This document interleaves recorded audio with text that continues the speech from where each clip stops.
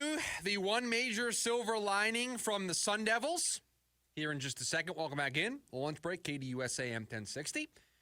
We've spent almost the entire show without talking about the Cardinals, so I will get to them in about 15 minutes. That they have done something they haven't done since 2017. They have a chance to do something they haven't done since 2015, but still a long way to go to making it a lasting impact. That coming up in about 15 minutes from now.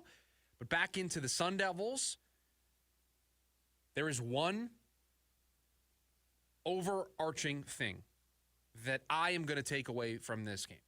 And we talked about the game itself, the missed opportunities, the slow start, the dramatic finish. We talked about the Sun Devils showing that they belong, that they have the coach, they can check that box. There's another box that I think some were still on the fence about going into yesterday's game.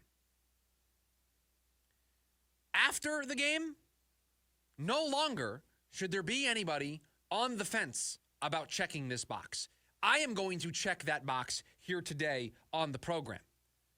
The Arizona State Sun Devils have a quarterback. Sam Leavitt is a dude.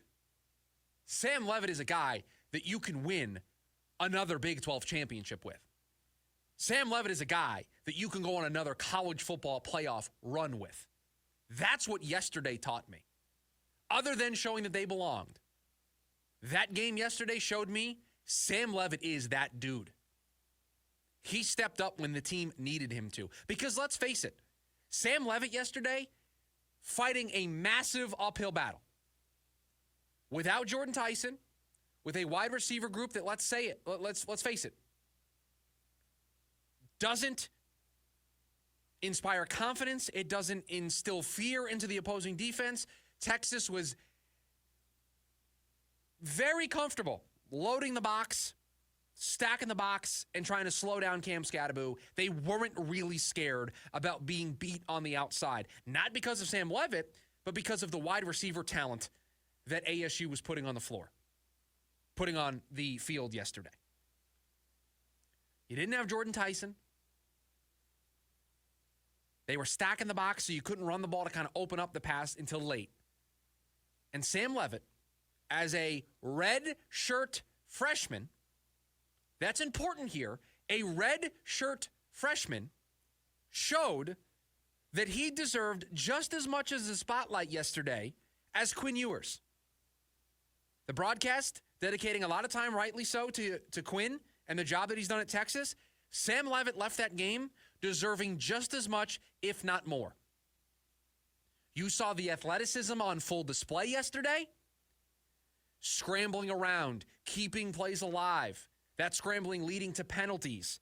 Extending plays with his feet, keeping drives alive. We've mentioned the plays that we're going to remember from this game. The ones that are going to stick with us for a long time. I already mentioned the targeting call. That's going to be a negative play that sticks with us for a long time. The 4th and 13 defensive play, that's another negative play that's going to stick with us for a long time. There's a positive play. The fake punt, Cam Scatterbo throwing the touchdown, the Cam Scatterbo go route to catch a touchdown. There is another play that is going to stick with me for a long time because in overtime, 3rd and long, Sam Leavitt scrambling around, takes off, and picks up a very key 3rd down to keep the drive alive to make sure that the Sun Devils don't have to settle for a field goal attempt in overtime. And he lowered his shoulder, didn't slide, and did everything in his power to get out there and pick up the 1st down. That play I will remember because it was magical. It was special. It was the athleticism that we all know that Sam Leavitt has. And yesterday, Sam Leavitt elevated his game. Sam Leavitt showed us he can be a Heisman finalist quarterback. He deserves to be in the conversation of one of the best college quarterbacks going into next season. That's what he proved yesterday. I know the stats aren't going to show it. I know if you look at his box score and you compare it to Quinn Ewers, you're not going to feel that way. Watch the game. Watch how many plays he extended. Watch what he was able to do with his feet. And then ask yourself this question. If ASU gave that kid with that talent a full wide receiver room, if Jordan Tyson was on the field yesterday, how different would his stat line look? How different would this game have been for ASU? Would they have been down 24-8 if Jordan Tyson was healthy? Would they have been down 24-8 if they had better depth at wide receiver? I don't think so. I think they would have been in that game. They would have finished more drives because Sam Leavitt was doing all of the things you want a college quarterback. Heck, you want a high school quarterback, a Pee-wee quarterback, an NFL quarterback to do. You got to be able to extend plays. You got to be able to get out in space, make defenders miss. You have to extend drives with your legs. You have to do all of those things. And yesterday, Sam Leavitt did that.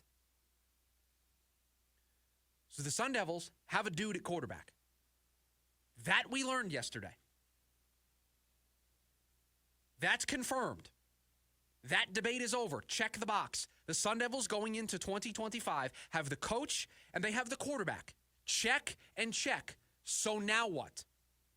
Well, if yesterday showed us anything in this new era of NIL, it's that the Sun Devils need to find a way to use the NIL money, to use the NIL framework that they have, the Sun Devil Collective or Sun Angel Collective, and they need to use that to go out and get some wide receiver talent.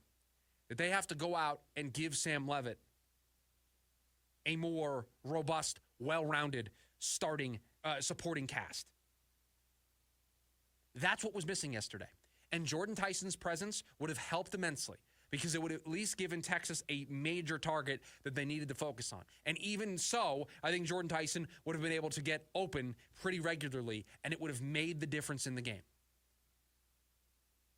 But you got an answer yesterday because it would have been very easy after all of this journey, after all of the trials and tribulations that this team went through, the run that they needed to go on to get to this point, the long layoff. Look, the layoff seemed to hurt a lot of teams after not playing since the Big 12 championship game, not having Jordan Tyson, facing a really good Texas team. It would have been easy for the takeaway from this game to have been, I don't know if the Sun Devils have a quarterback.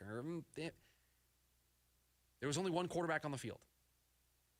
And you clearly would have felt like the talent difference between the quarterbacks was the main thing that held ASU back.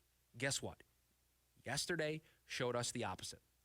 That they have a quarterback who, when he steps on the field, is going to give ASU an advantage. That is going to give them a weapon in their offense. That's going to give them an athletic star that's going to help them win a lot of football games. And I remind you, he entered that game yesterday. He stepped foot on that field to lead the 4-seeded Arizona State Sun Devils as a red shirt freshman, meaning that if he wants to go pro, he's got at least 2 more seasons. Now, transfer portal, NIL, there's no guarantee that he is going to stay here, although it certainly feels like he's enjoying his time here and that the Sun Devils are going to do everything in their power to keep him here. And so if that is the case, then you have at least 2 more seasons of Sam Leavitt under center for the Arizona State Sun Devils. That's your silver lining. That's what you should be excited about today. There are no questions that the Sun Devils have a dude under center. There are no questions that the Sun Devils are going to walk into next season being one of the favorites in the Big 12. Why? Because of who their coach is and, more importantly, who their quarterback is. You don't think Sam Leavitt's going to be better next year than he was this year? You don't think having this experience, being a year older, maturing, more coaching, a better supporting cast, you don't think that he's not going to be better next year? When we look back on it, do you think that this year with ASU might be his worst year statistically, might be the worst year we see from him? That's certainly a possibility. That's the takeaway from yesterday. I would love to have that take while also talking about ASU moving on and being in the Final Four and being just one win away from the college football championship game. I would love for that to have been the show today. But that is not going to stop my excitement and what should be your excitement for a team, for a college program that has a quarterback that is going to have them in the national conversation next year. Because of the coach, because of the quarterback, you can bet you're looking at a top 20 program when we get the first AP polls for next year. That preseason AP poll, ASU is going to be ranked pretty high. Why? Because they got a coach and they've got the quarterback. And they've got the quarterback entering year 2.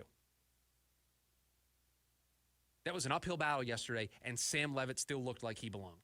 He still looked like a quarterback that was going to will that team to winning that football game because he made throws when they needed him to. He extended plays and extended drives when they needed him to. And he did it all as a redshirt freshman without his number one target.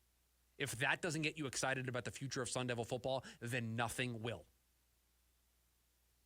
The Sun Devils have a dude at quarterback, and it's going to be a lot of fun to see what that looks like next season.